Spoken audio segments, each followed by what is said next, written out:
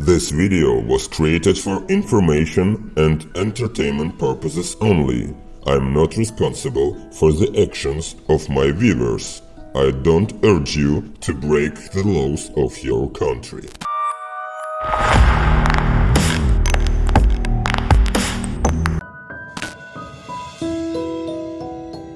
Connection approved username.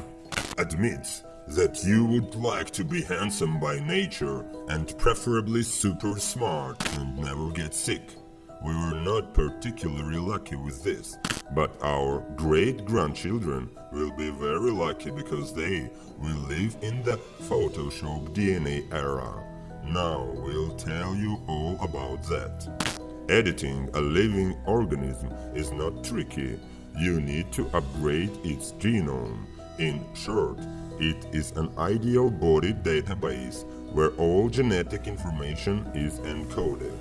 First, scientists tested their devices on animals. For example, American researchers have added a fluorescent gene to a cat's gene code.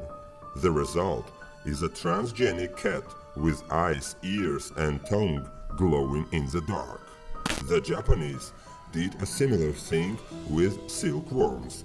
Scientists injected them with the DNA of jellyfish from corals, and at the exit we got almost magical caterpillars that make a glowing show. Glowing cats and worms are lovely, but it's toys. Things got serious when CRISPR technology was born. It's changed the world. Scientists look at this chip in bacteria. It breaks DNA standards at the site of mutation, cerebrally allowing them to be changed or cut. That is, you can rewrite DNA. The technology appeared in 2013 and in a couple of years solved all the genetic engineering. Harvard scientists have grown pigs with improved organs for transplantation to humans.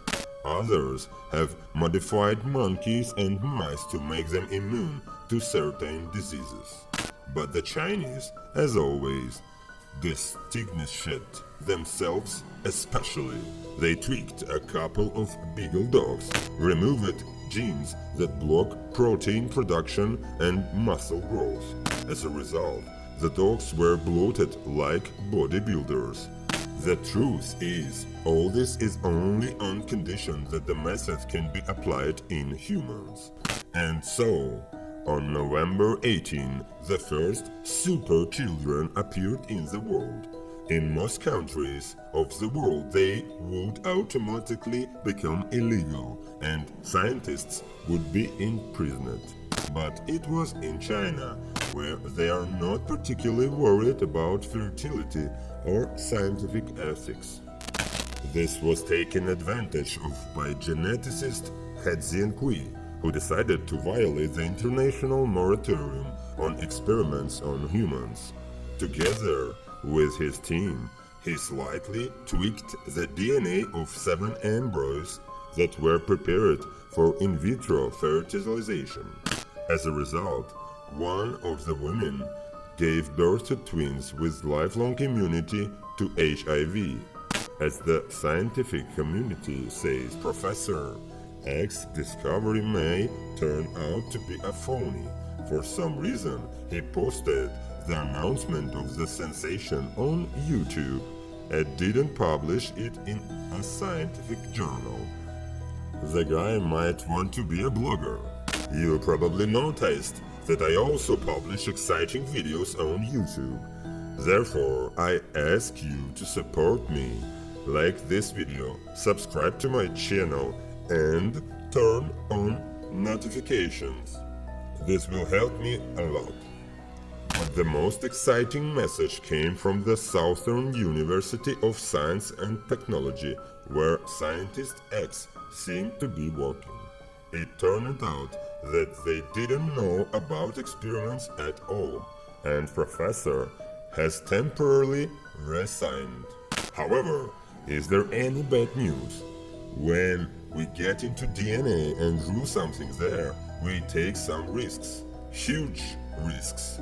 For example, chromosomal rearrangements may begin, and cells with different DNA will appear in tissues. These are all worse than vulnerability to HIV. Professor X was in a great hurry, of course, but even if successful, DNA Photoshop will only become available to us after years of testing and validation. However, there is one category of people in the world who wants everything at once, naturally. We are talking about billionaires and other rich people who are the first to master technology, and this is one of the main ethical problems of the DNA of change. Just imagine what opportunities will open up for them. For children, designers will select gender, hair color, and indeed all external indicators, disease resistance, intelligence. Then the whole thing will be passed on the children of the children, and so on. As a result, we will get a generation of super people, while the rest of the gene pool will whine about climate and environmental problems. Some will be perfect people, while others will only have to offend them, like, oh, you are edited. As the scientists wrote in an open letter to Professor X, the Pandora's box is available, and perhaps we still have a faint glimmer of hope that it will be possible to close it before it's too late.